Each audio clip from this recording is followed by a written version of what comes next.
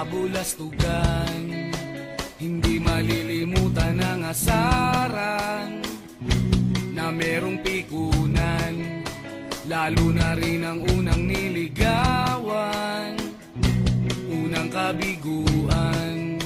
At dyan nasiseryoso ang usapan, ang pagdadamayan ng tunay at tapat na kaibigan.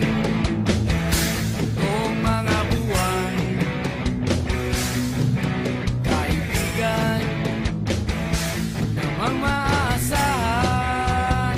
Oh, di na tayo pabata, edad may di nahahalata. Sa mga trip unti-unti na tayo nagsasawa. Pero kahit ganon, barkadang matatag hanggang sa ngayon.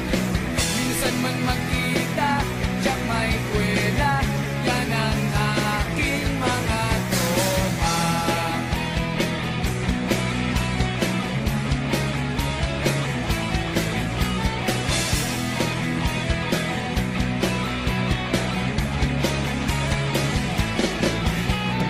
Inuman na pang magdamagan, minsan inaabot pa ng ayaan, na kung saan-saan, na para bang walang kinabukasan at kahantungan.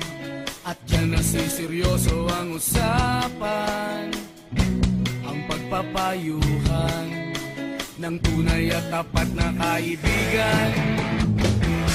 Kung mga